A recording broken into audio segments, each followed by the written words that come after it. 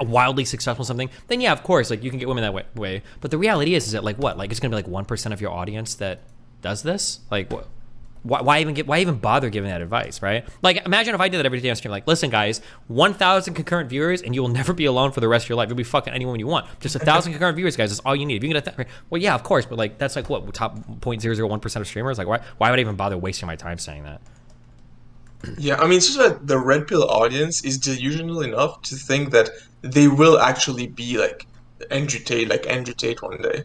Like in their head, they actually see themselves being like fresh and fit, or So, Yeah, I and guess. But the these sad guys are thing just is that appealing to that audience. yeah, the sad thing then is that they're doing the same thing that they're accusing women of doing, which is having their standards destroyed by social media. Yeah, yeah. I mean, I agree on that. But another thing I wanted to bring up about the confidence stuff you talked about, I think that if you're telling guys not to come off as desperate, but I feel like the reason they are desperate is because they don't have that many options. So, because at least for me, when I think of like when I was super desperate, it's when I was only texting maybe one girl like every couple of weeks or so. But when I get to like texting, say three, four girls, there comes a point where you even start forgetting the ones that don't respond to you because you're so busy texting other girls. So don't you think that the advice then would be figure out how to have more girls to message or like more girls to meet up with so you don't end up feeling desperate for one? Um, yeah, I guess, yeah. Yeah. Yeah.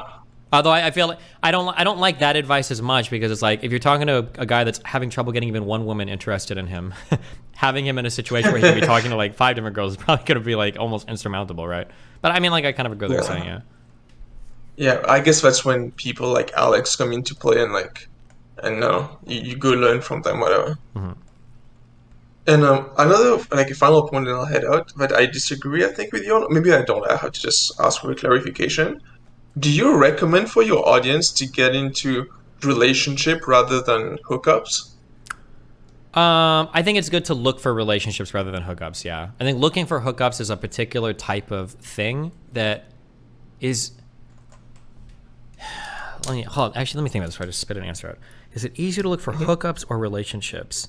I think that relationships are a more natural extension of kind of like humanity, and hookups are a Yeah. more particular type of game that you play. It's not when I say game, I don't mean that as a bad way, but like I think dating should be the goal, and like yeah, I think dating should be the goal. I think playing the field in terms of hookups is like a way that's like an accessory skill that would be quite difficult to train. Like there's a lot of guys. Let me put it this way, okay? If you're a guy and you can get a lot of hookups, if you put your mind to it, I imagine you could probably get into a relationship. But there's probably a lot of guys that are like in a good relationship and they're happy with their woman and they're having good lives with her, but they probably couldn't do like the hookup stuff very well. Does that make sense? Yeah, but I mean, I guess I disagree with that, I guess, because I feel like for me, if I'm talking to a dude who's a virgin and he tells me, hey, he wants to be in a committed relationship or whatever, Mm-hmm. I would tell him to try to get at least, get laid with like 10 girls, just like random hookups. Like, understand, because that guy in his head, his idea of a woman is what he sees on Instagram, is what he sees on TV and like in the media. He doesn't really understand like real life, I guess, man to woman interaction. So I would say like just get a bunch of hookups, really understand what you like in a girl in a way that's not shaped by the media, but you actually know like real life women, like how they talk, how they think and stuff like that. And I mean, once you like, figure that out, then you'll know what you actually like and then you can settle down. maybe. I don't know. Um, I think there's pros and cons to everything. I would consider myself, I think decent at sex, more than decent. Okay, I do pretty well when it Yeah. comes to like performance. I guess you can talk to girls and figure it out. I think I do pretty well. I would say that I would say I probably learned like 75% of what I know sexually from my first girlfriend. Unironically, it was a girl that I dated for like 3 to 4 years. My first wife.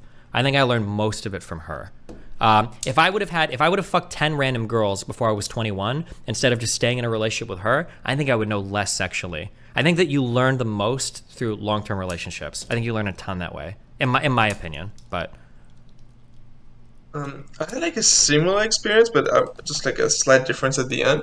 The first girl I dated like a bit more long term.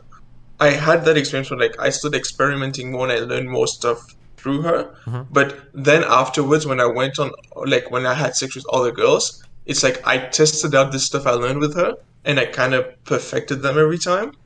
And then like, but that's how you. And when I noticed like, oh, this thing I did with this girl also likes it. The other girl also likes it, but this other girl doesn't like it. She like it this way, and then you just kind of tweak it every time. But I don't know. That's just what I Sure. noticed. It's Yeah, like sure. you learn it at first, and then you practice on different people to get like a bigger sample size, I guess. Yeah, because something you learn from one person, the next person doesn't necessarily like. Sure. But okay. Anything else? Yeah. Like a final thing, and I had like a kind of an interesting experience like a few days ago. I just wanted to pass it by you because you have way more experience on that than me.